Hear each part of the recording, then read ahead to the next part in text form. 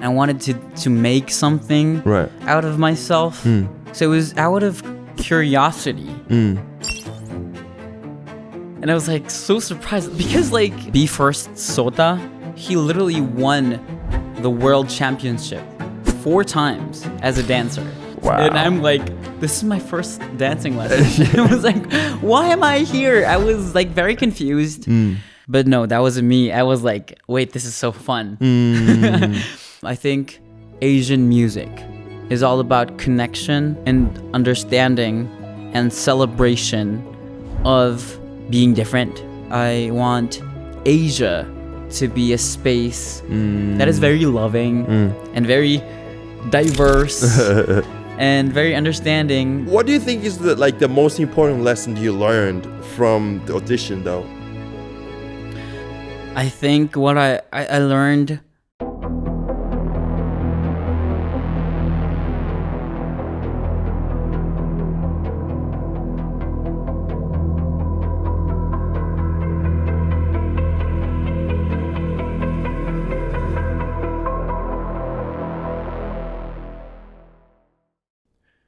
our powerhouse vocalist with exceptional groove and expression. REIKO, welcome to YUGEN podcast. Yay! Thank you. That was such a great introduction. I was like, wait, no way. Thank you so much. Of course. Thank you. Thank you for coming to the podcast. I'm excited for this episode. It's my pleasure. Yes. I am excited. Yeah. So, I think one thing that really interests me is that you are born in Manila in Philippines. Yes, I was. But you are a singer in Japan. So that's something that I kind of wanted to kind of start off with. Yeah. How was it actually growing up in Japan as a Filipino? For me, it was, I think for other people, I'd say it would feel strange. Okay. But for me, it was my life. So, it was natural for me. But I had a lot of like hardship growing up. Not understanding your friends from school.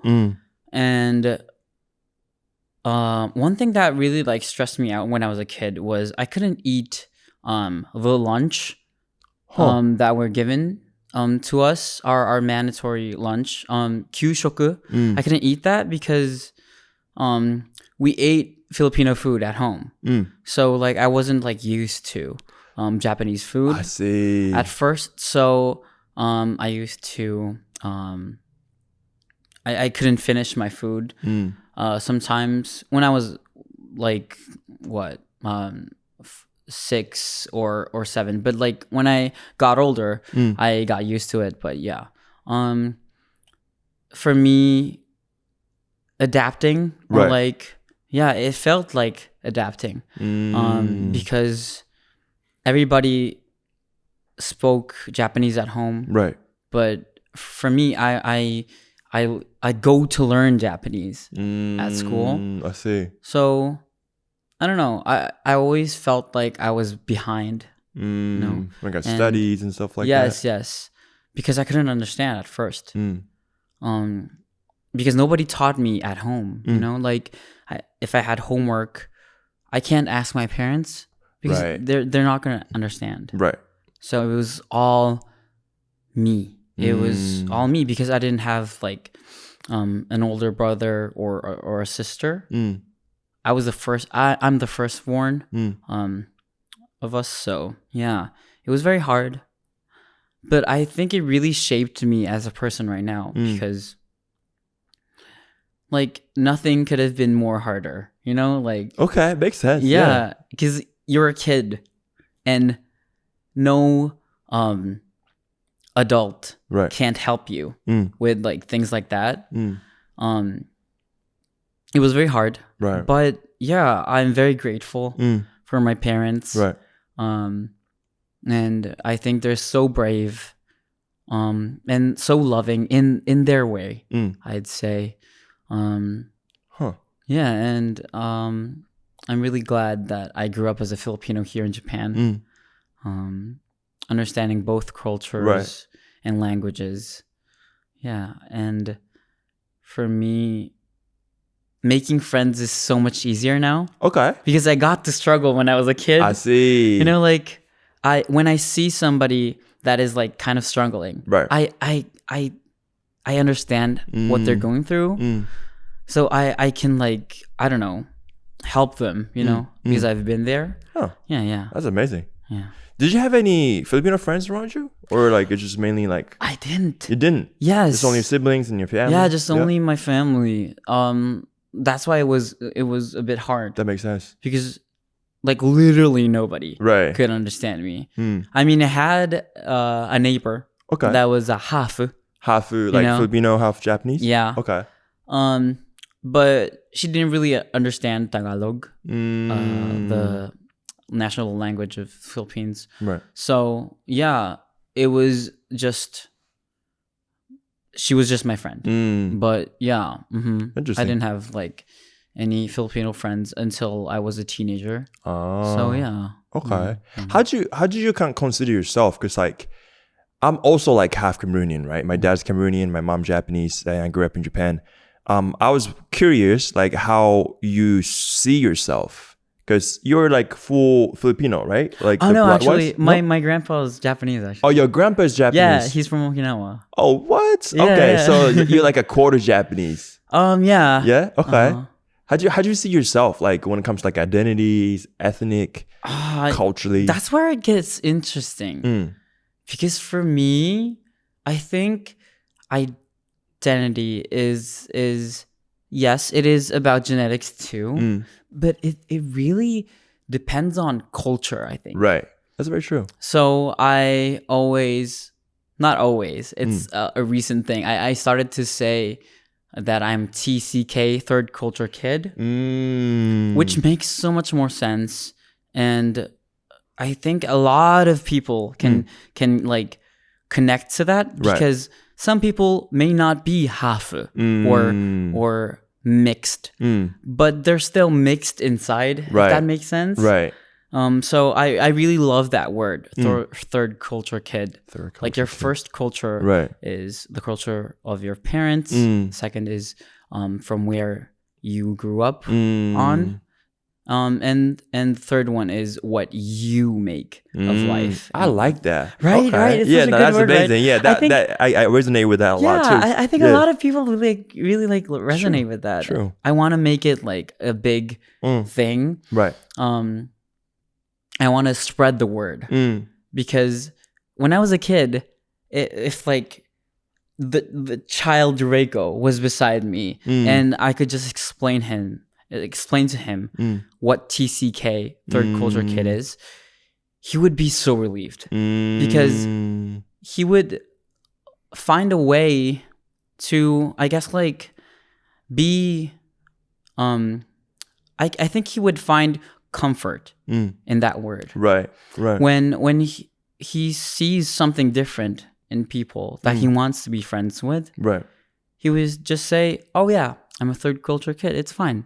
I can be different because I'm a third culture kid, and whatever I make is something new, and I should be proud of it. You know, like I think it's such a great word, not just for like adults, for kids too. And I really want to spread that word. Yeah. Wow, that's amazing. Is that something that you feel like you are trying to convey through your music and your career as well, or? Yeah, I just went on a tour. My second one-man tour. Okay. And what I always told my fans on that tour was they accept me for who I am. Right. And I am who I want to be because they let me be myself. Right. So I tell them to be themselves too. Gotcha. That's like one message that I really want to spread. That you don't have to lose yourself. Right. You can be yourself, and I'm here for you in that journey. And yeah, I just want to open like a lot of like hearts and just let them know that they are loved, no matter who they are, no matter like what they are, you know, if that makes sense. Yeah, that's like one of the big messages that I want to spread to the world. And I think that really connects to, I guess, world peace. I know it's a big word, but I really believe that, like, if one singer like spreads that, and it spreads to other singers and other people that has a lot of influence, I think it really is like something that is real. Right. I just recently saw Michael, that movie. Oh, the Michael Jackson movie? Yeah. Oh, I haven't watched it yet. I love him so much, and I think he was one of the closest people True that. to make world peace. I think that's the path that I want to go to as a singer. That's the message. Wow. I want to That's beautiful. spread. Yeah. When did you kind of like started to be able to feel that way? Because obviously when you're a kid, I think the first thing you realize is that you're different from other people, right? And then you mentioned a little bit about Kyushoku, the lunchtime. You mentioned a little bit about how you spoke different language in your households and outside it's Japanese. Do you remember the moment where like maybe you realize you're different? And do you remember the moment where like, okay, I am different, but maybe this is something that make me who I am? I think it was when I went to chugakko, junior high school. That was when I realized like I am different, and like I can be different, you know, because at elementary school, well, I'd say in junior high too, I was kind of like finding myself too. I still am, but like at first I didn't like that I was different, because it was something that people could like target me, you know, see. like they can bully me through it because you're different. Right. We can attack you, you know, and it's, I think, especially with kids, very young people, they forget how much hurt they can like, you know, how much they can hurt people. So yeah, I became a target. But when like you're growing up, people start to like ask you questions that are very difficult and hard. For example, like, what are you? What do you like? And what differentiates you from other people? Right. They ask that question all of a sudden. And at first I was like, oh wait, that's kind of like an easy question for me, because I'm already like very different, as other kids have told me, and yeah, it started to become something good all of a sudden when people started to like want something from me that is different from other people. Yeah, it was a very interesting like era to live in, because like, you know, Japanese schools, like they teach you how to make order, you know, 100 students, they can still make order because they learn it, but in that process I think some kids lose their identity too, but for me I didn't, because I had something that couldn't be hidden. It was very obvious that I was very different. But yeah, I love it now, because especially as a singer, people would ask you, so as a singer, what can you do for us that other people can't do? Right. And yeah, I really love how I internalize a lot of stuff. I think inside here, Right. but yeah, I think that's one of like my perks, because I think here. So when I speak, like, I don't know, I think I see a lot of stuff, and I think if I share what I see from the world, I think it's like it could be something very, I'd say, good. Yeah. Interesting. Okay. So obviously you are a singer and you've been releasing multiple songs, but I've heard that you started learning songs by yourself, like watching YouTube or Yes, stuff actually. like that. Like, do you remember like when you start like singing? Oh, I actually have like the exact I remember the day that I realized I love singing. Okay. It was when I was in second grade. It was at a class. It was a music class. And our teacher told us to, I guess she told me to sing alone. Okay. Sing alone by yourself. Sing alone by myself. And for other students to like listen. Because I guess I was good at singing. Okay. And I was like, what? I was kind of like nervous, but I just sang what I was taught. And then they were like clapping and they loved it. I mean, like it's such a very old memory, so I could be exaggerating, but it felt like that. I was like, wait, I exist. Like people see me when I sing. And I love that because I actually have 7 siblings. 7 siblings? Yeah, it's, wow, that's a big family. We are a big family. And I'm the eldest. Wow.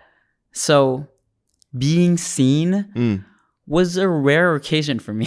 Because there's so many kids where like parents had to kind of pay attention to like 7 kids. That's, makes sense. So they pay attention to the most I don't know if this is the right way to say it, but unstable kid, which would be the youngest, right? So sure. For me at second grade, I was like, wait, people see me. That feels so good. And that's where I started to love singing.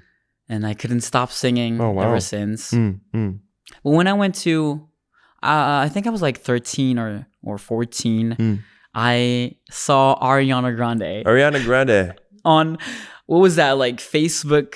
It was a Facebook post, I think. Oh, wow, okay. She was on tour. She was singing Break Free. And I was like, wait.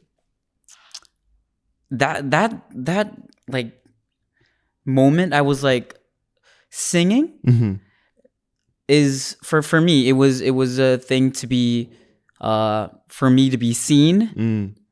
But when I saw her, it changed. It added a feature on my like singing. It was like, oh wait, I can amaze people by singing.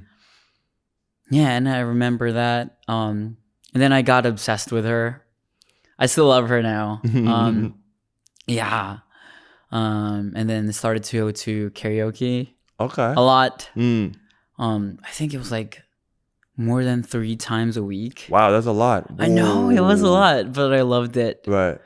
Yeah, that's where I started to sing. Do you remember which songs you were singing to practice your singing skills? At home, I used to blast Ariana Grande. Okay.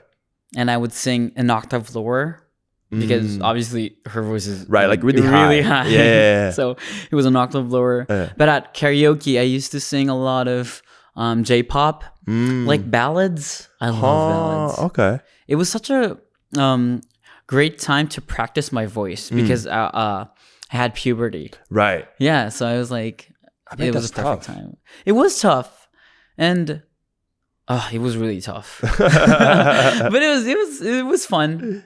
I'm glad I didn't like ruin my voice because you know I didn't have any teachers Right. with me. But I guess it was fine. But also I'd like to like thank a lot of vocal coaches on YouTube. There are a lot. Oh yeah. And every content that they release is very helpful. Huh. Once you actually understand what they're trying to say, yeah, I think like learning on YouTube is a great thing too. Yeah, it depends on like how you perceive their lessons. But Makes yeah, sense. yeah.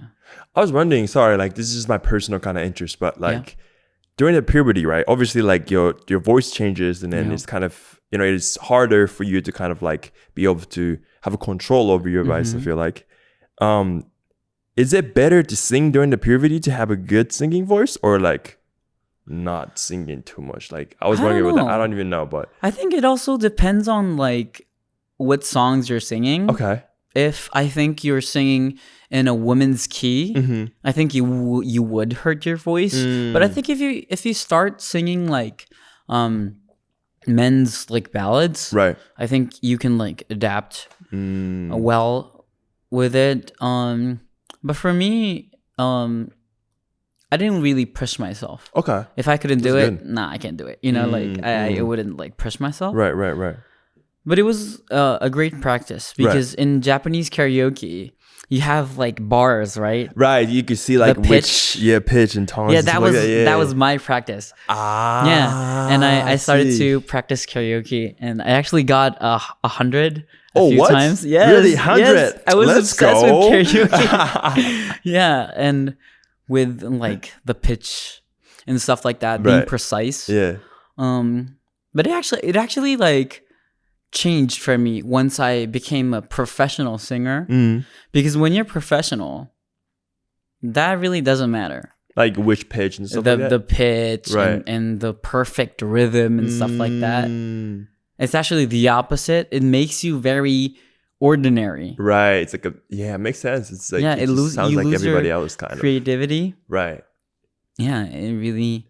But I got to like, I guess, practice my muscles before being a professional singer. So yeah, I was glad. Interesting. Yeah. Okay. So if I'm not mistaken, I think your first kind of step toward a professional singer is the audition. Yes. The first. Yes. Correct? So you're one of the very few people who never really experienced any vocal coach or dancing and, you know, just kind of like self-taught. Yeah. How was it? Do you remember the moment that you got into the audition? It was so hard. Oh, was it? So hard. It was like crazy because like I was curious. I was like, maybe I want to be a singer. It was during COVID. Right. Oh, yeah, true. Yeah, and I didn't know what I wanted to do, but I had this like feeling that like everything was boring and I wanted to make something out of myself all of a sudden because it was COVID. So it was out of curiosity. But then I still like got through every like eliminations and I was like so surprised. Why am I still here, you know? Because like Be First SOTA, he literally won the world championship 4 times as a dancer. Wow. And I'm like, this is my first dancing lesson. I was like, why am I here? I was like very confused. But still, I loved doing what I did. Right. It was my first time taking a dance lesson. This is so hard. I can't do this because people, like other people, deserve to be in this place. But no, that wasn't me. I was like, wait, this is so fun. So I couldn't stop myself from dancing. Okay. Because like now I have a teacher. People can teach me stuff. And it was so fun because I really like learning too. Okay. And dancing and singing is a technical thing. It is something that you learn. Right. So it was perfect for my personality. I loved learning dance. I think that's what saved me during the audition. It saved me from my insecurities and all the doubts that I've had. And I think that's what Sky High saw in me. I think he saw how much I loved what I was doing. Wow. Even though I was a beginner. But I think that's what he loved about me. And I still have that. I still love singing and dancing and performing. And yeah, I can't wait to make him more and more proud of the work that I've done, and also my parents too. But yeah. What do you think is the most important lesson you learned from the audition, though? Like the you know. I think what I learned, I learned a lot. Yeah. But our elimination rounds actually had names. Okay. So the first one of the elimination round in our boot camp was called creativity round. Okay. So you had to write songs. What I learned from that was like how much creative you can be when you don't limit yourself. Right. When you just have fun and just create. Right. It really like influenced me. Still now, I always go back to that boot camp whenever I lose myself. I see. Because it was just fun. Right. Right. I didn't have pressure because I was a beginner. I just had to improve. Right. Right. Yeah, I still go back to those times when I lose my creativity. It was like I became like this very flowing, like high energy, like in a state like that. And yeah, I learned that. And not just like writing music too, like for example, like creating content. Like I think I go in that like state of mind. Yeah, I learned that when I was in the audition. And the next elimination round was called, I think it was like quality round. I think it was about how much you can trace another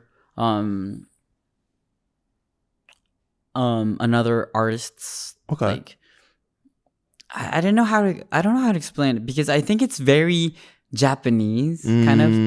It was all about precision. How precise you could be. Yeah, how precise you could be. How clean you can interesting. Execute like the performance. It was very interesting, and yeah, I think it's such a Japanese thing, because like being precise, that precision, I think it's a Japanese culture. And I'm so glad I went through it. And then the next round was Artistry. So we had to sing To the First by Sky High, which was already released when we sang it. And what the challenge was, you had to have your own voice. It couldn't be Sky High when you sang it. Right. And yeah, those 3 elimination rounds was very like big in my career, because it still shapes me as a singer. I still go back like mentally to those times whenever I lose myself. Yes. Wow. That's pretty interesting. Like just creativity, and then like learning kind of like shakunin, precise thing, and at the end, it's kind of like finding your own self. Yes. Like wow, it was a great audition. Like a good summary of like what it means to be artist. Almost, right. It was such a great audition. Right. Yeah. Wow. Okay. Huh. So after that, even though you didn't become the member of Be First, but you became a trainee. Yes. Right. Yes. For 2 years. 2 years. Oh, wow. What was your like feeling, and what were you thinking during that time of the trainee, and then what was the thinking you were kind of like trying to, I guess, achieve during that time? For me, it was a period of just getting ready for the big stuff. It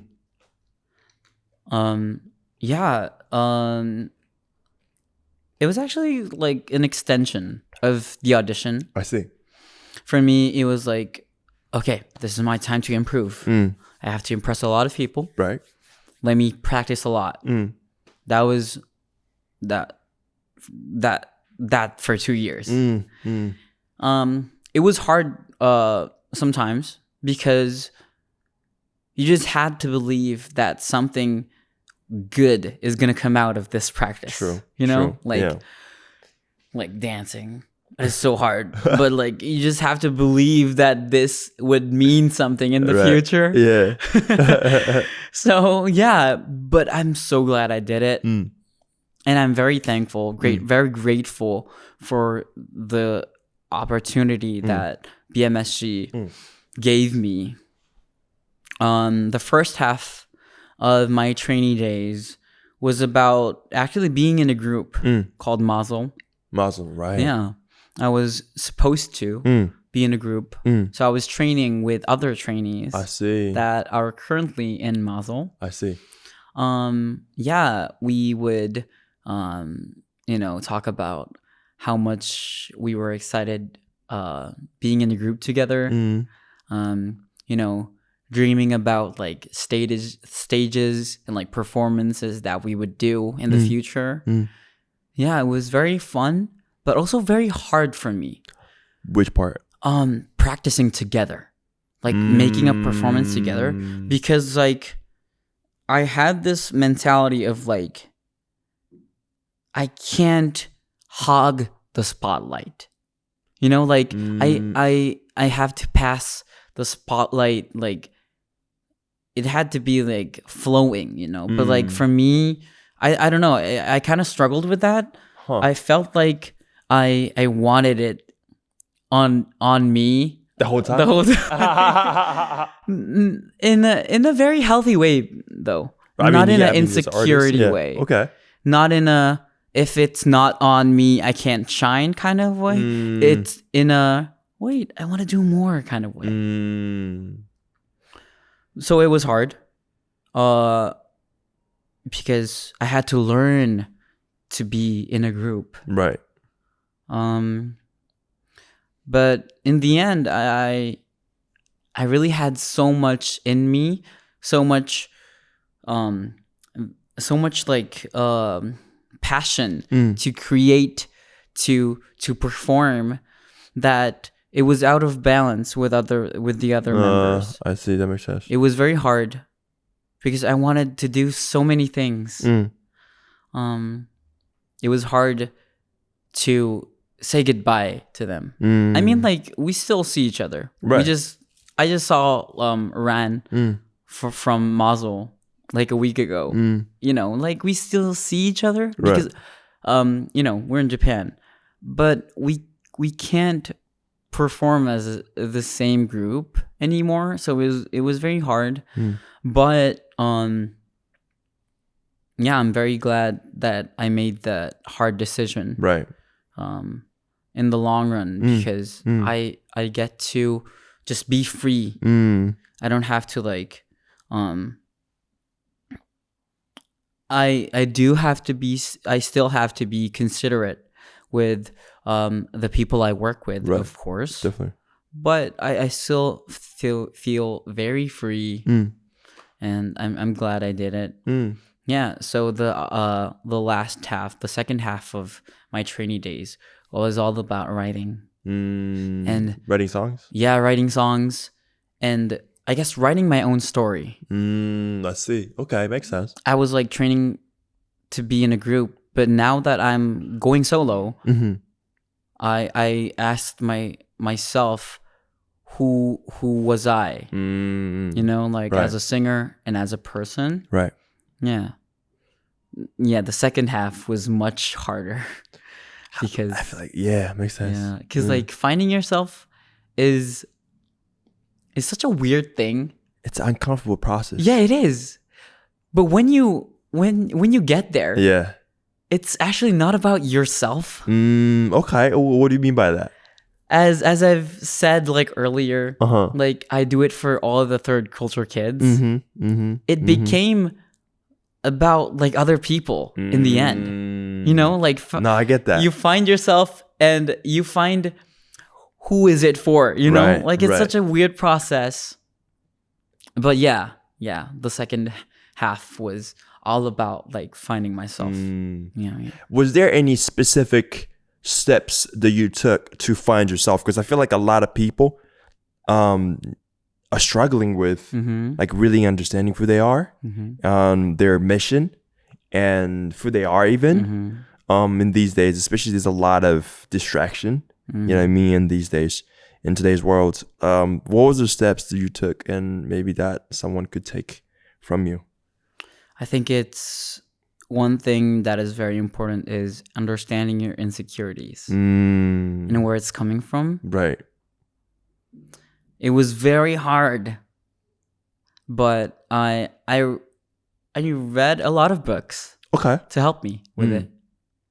But yeah, I looked at myself in the mirror and went like one by one. I was like, what can I do to make myself feel better?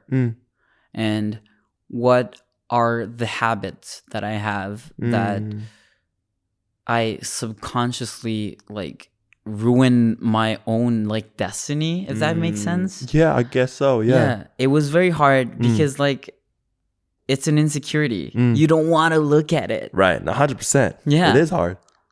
But I stared at it because I wanted to be bigger than who I was. I wanted to be more than I thought that I was. Yeah, so it was very mental, like mental stuff. Right. Yeah. But I'm glad I did it, and that's what I like. What I like to write in my music, like things like that, like phrases that really helped me as a kid. So like when other people like hear it, they can like be like free. There's this line in my song called "So Good." It goes like "Maika de all okay." That maika. What does it mean in English? It's like Maika's like it's alright. It's alright. Yeah, it's alright. I don't know if it's the right. You know? Yeah, it sounds like. I think right? it is. That really helped me because I'm not. I still am a perfectionist. Right. Makes sense. And I think a lot of people in Japan are perfectionists. Like they're. I think that what I said earlier about like Japanese culture is all about precision. I think that really. I think it stems from perfectionism. That makes sense. Like Shakuni is like a Japanese mindset of like making it perfect, like the smallest details, right? But like being perfect is all about, I think, balance. I think a heart surgery. Yes, you have to be perfect. Definitely, 100%. Yeah. But like, I don't know, like wearing your socks in a specific way. You don't have to be like perfect like that. You know? Like, I really want to help people that way. You know, I really like that line. Maika de all okay. Yeah. Interesting. So maybe it might be kind of like a similar question, and but you're part of BMSG label, and it stems from Be Myself group. Yes. Correct, right? What does it mean to be myself for you? I think being myself means having fun. Okay. Yeah. Lately I've been having so much fun with work. That's good. The schedule have been very demanding and hard, but it has been so much fun. Okay. Because I get to relax. Singing and performing itself is very hard because you get out of breath. You have to move a lot, and you have to remember a lot of stuff. But it became fun because it's not for me anymore. It's for all the people that are listening. Wow. And all the people that came to my show.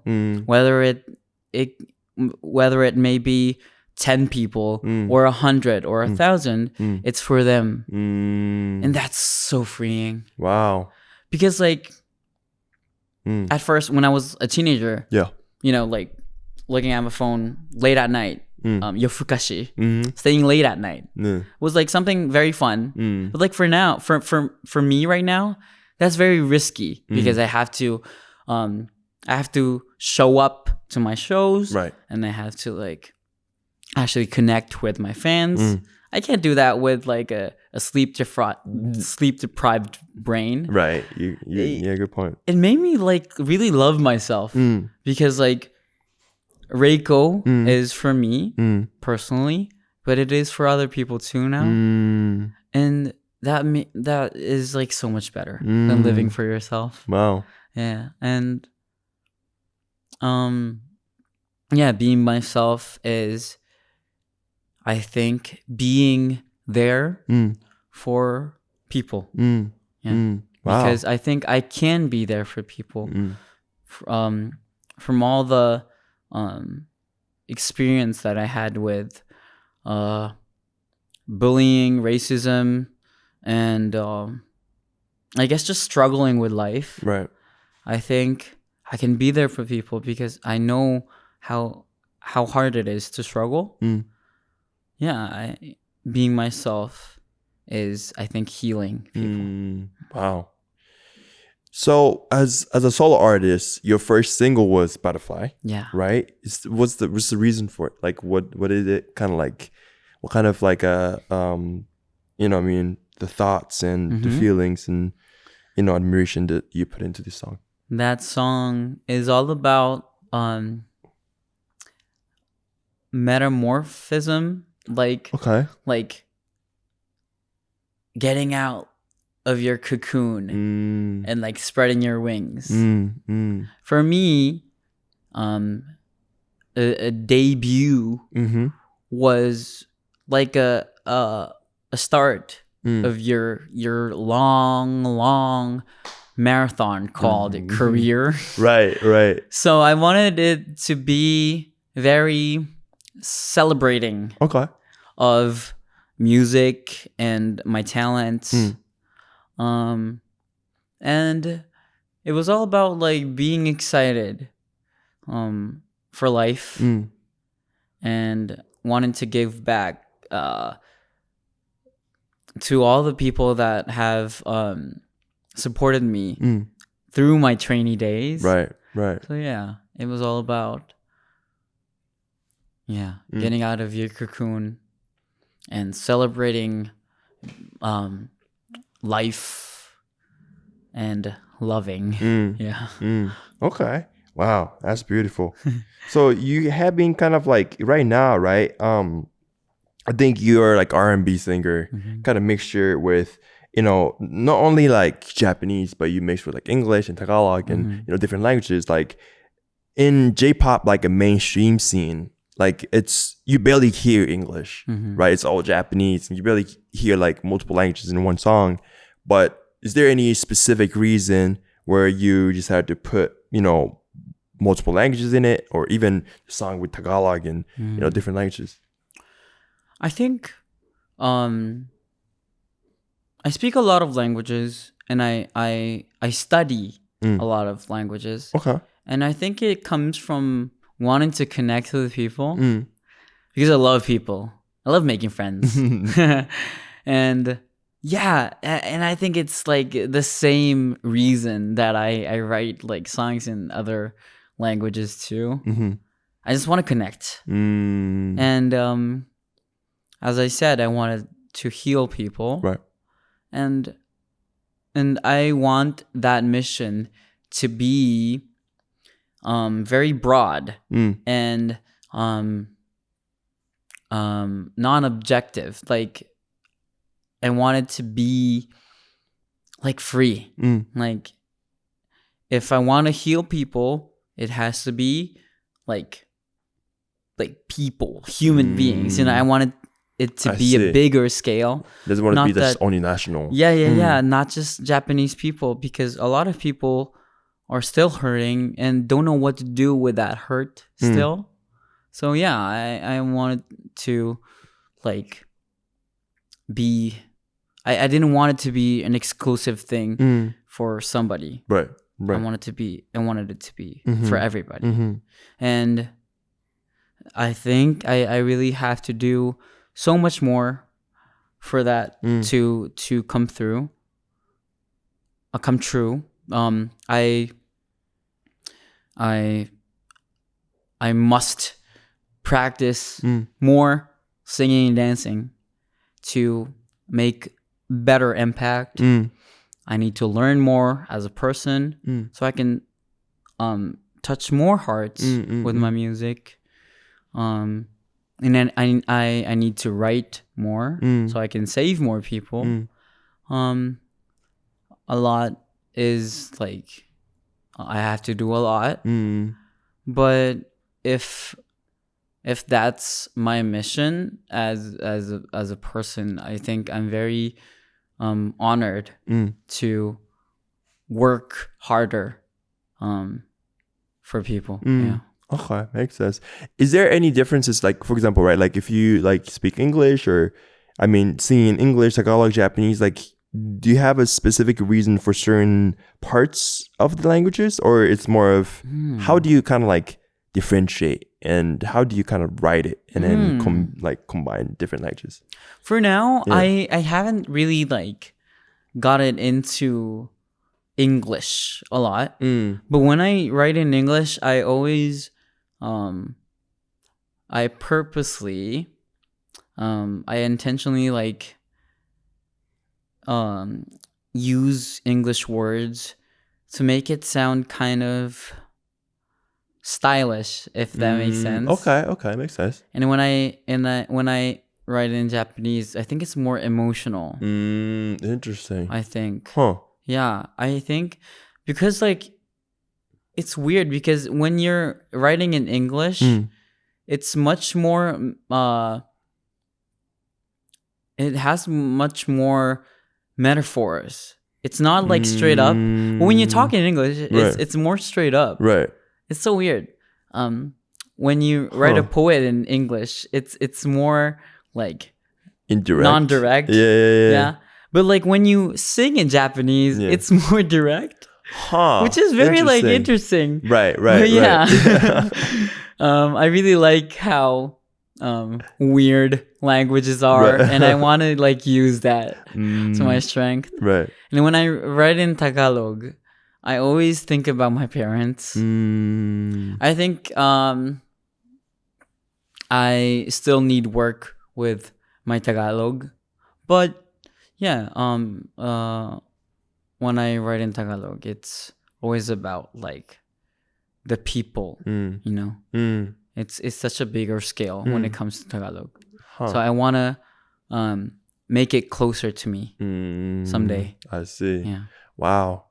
Do your parents listen to your songs? Like, do they give you feedbacks? Yeah. Yeah.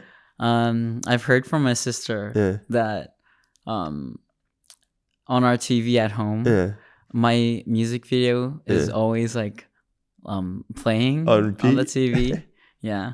And I love that. I think they want to help me with my views. That's so adorable. I love them so much. Yeah, they listen to my music. That's beautiful. That's beautiful. So, like, I mean, obviously, your parents living in Japan for probably like a little long now. But I guess just being able to sing Tagalog, like maybe your parents could listen to more and Yes, maybe yes, understand it. Is that one of the exactly. reasons why you kind of put it into? Okay, Yes. that makes sense. And I actually sang a few of Tagalog covers, Tagalog song covers, Right.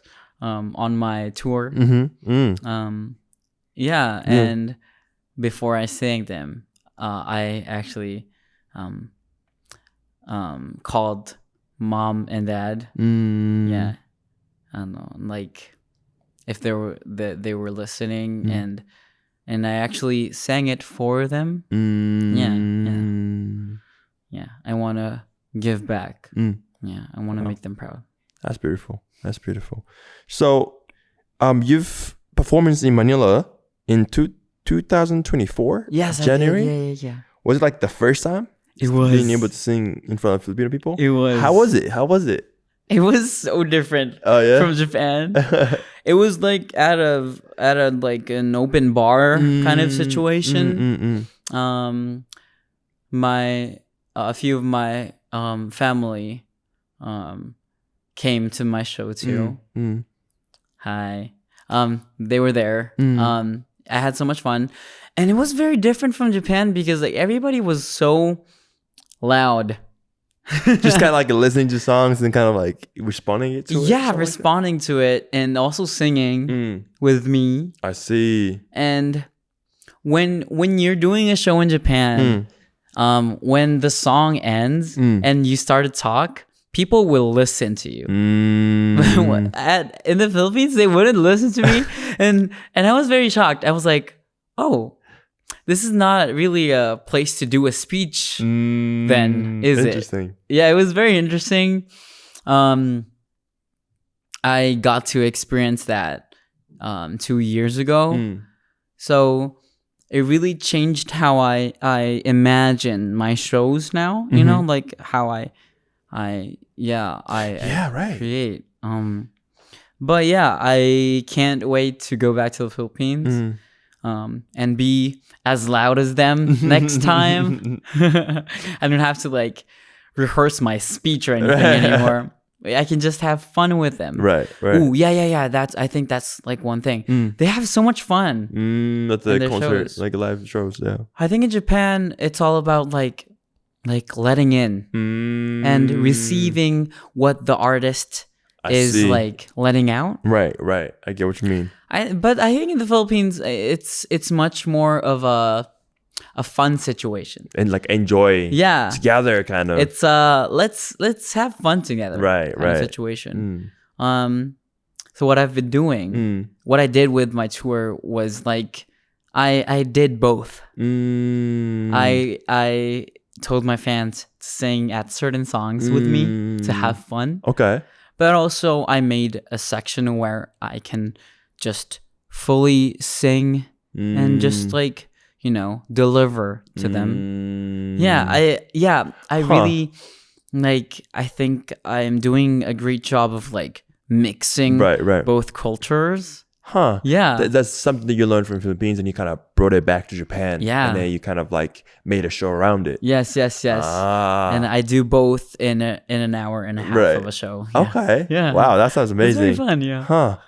So when you sung at the Philippines, did you sang a Tagalog song as well, or mainly Yes, I did. I did sing a Tagalog song. I sang my song Hanggang Kailan Pa. I had so much fun. I was very, very nervous. Oh yeah? About what? I don't know. I just singing, I guess. I wanted to do very good. So I got nervous. But it was a good kind of nervous. It wasn't a I can't breathe kind of nervous. So it was good. I also sang covers with Jada, my dear friend Jada. She's an amazing singer and an actress too. I had so much fun. I did a acoustic arrangement to my songs too. Interesting. It was such a great night. Right. So, because you released Hanggang Kailanpa, am I saying right? Yeah. Okay. It's in Japan as well, right? Yes, I did. And I've actually said this on my shows, but I want my fans to be able to enjoy music without the barriers of the language. I see. I want them to connect with just the sound too. Because I do that as well. And I think a lot of people do that too nowadays. Right. Especially with the rise of like social media. True. Like K-pop. You don't actually understand what they're saying, but it's still so much fun. And yeah, I think I want to like have that in my music too, and with my fans too. I want them to enjoy whatever I create. Right. Because I will be writing songs that are in other languages in the future. So yeah, I want them to be able to just listen and enjoy in a very free way. I see. Yeah. Were you scared at all, like releasing a song in a different language in Japan? Because Japan is a very how do you say it? It's very closed industry. I mean, the music industry itself is really huge. You don't have to go global to have a really great career as a singer, right? So I was wondering, like, was there any scarcity of releasing a song in Tagalog? Like, it's fully Tagalog, right? I wasn't really scared. No? It was like, I'm gonna let it out. Okay. Yeah. You weren't worried about it at all? Yeah, because being in the industry, it like one of the like good thing as a singer is to have the longevity. Yes. As like your career to have a long life. So like for me, releasing Hanggang Kailan Pa, it wasn't really about like how much it has sold or how much views it has, because now you can, if a song blows up years later, it will, you know? And I was very optimistic with that. I was like, let me let it out. I don't know what's gonna happen, but I'm gonna let it out. People who know it can enjoy it. For me, I just know that I have released a Tagalog song, and I'm very proud of myself. You know, I wasn't very scared because, I think, being in the industry, whatever it is, it doesn't have to be entertainment too. Actually, you just have to like let it out there, right? Or like, for example, like put out a coffee shop there, and then just wait for people to love what you're giving and delivering to them. And then like a lot of people would like, you know, come to you. I see. That's what I believe. So like I just wanted to let it out there. And then I don't know. Let the song do the work. Kind of. Let the song do the work. I'm not gonna push it to like other people's throats or anything. I'm just gonna let it out there. If you wanna take it, you know. Yeah, I was very optimistic with it. Yeah. Wow. So from my perspective, like I think you were valuing your background as a Filipino, and I think it's really cool because as a YUGEN podcast, we are trying to really understand what Asian music could be, and I think it's one of the biggest difficulties of it is that everyone has different languages. But also this other part of me believes that music could overcome the languages. And you know, if the Asia come together as one, I think it's very powerful because 60% of the world's population is Asian, right? So it's crazy. Like, you know what I mean? What do you think about like Asian music, and then what do you think how do you think it could affect the world? It's a big question, but it is. Yeah. But I think it really is a key to world peace. I think Asian music is all about connection and understanding and celebration of being different. You know? Yeah, and I want my fans and me as a person myself, I want to be able to understand people. I want to love them unconditionally. And yeah, I want Asia to be a space that is very loving and very diverse and very understanding, but also very like very happy, and a space that has a lot of celebrations of other cultures, other genders, other people. Yeah, I just want to celebrate how much diversity we have created as human beings. Like, yeah. That's beautiful. I love that. How do you see yourself in that kind of movement? Like, what do you think is your role in it? I think I can be someone that can connect people. When I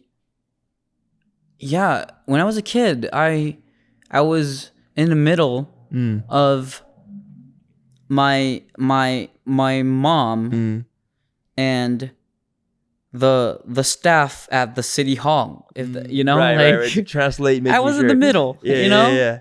And I needed for my mom and the staff to understand each other. Right. That was my parents trained me to do that. So yeah, I want to do that. I want people that I know that has different backgrounds to understand each other, because I understand them both. What that means for me is I'm Filipino, and Filipino culture is very I think it's shaped by Western culture a lot. And I think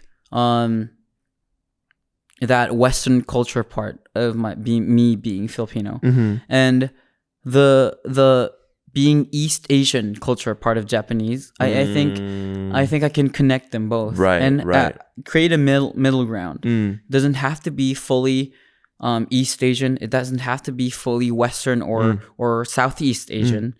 It can be something new. Right. Third culture. Yes. Yeah, and I think that's my role and mission as a singer. That's beautiful. Thank you. That was amazing. You've really kind of like, it just hit me with the goal that you have and the vision you have as a person, as a musician, for the world. That's amazing. I loved it. I feel like a lot of people who's listening to this episode was touched by who you are. Thank you. You know, so I was kind of wanted to know, like, what's your next move? Like, we're kind of like, how could I, keep up with you? I actually just released a double single kind of situation. Okay. It's called Folklore Vol.1. And it contains Tadhana. Oh, yes. Is that like a legendary Filipino song, right? It is. Yeah. Sung by me and Multo, sung by me. It's all in Tagalog, and it's my version. I hope you guys love it. Okay. Awesome. Thank you, REIKO, for coming on the YUGEN podcast. Thank you. My pleasure. Thank you so much.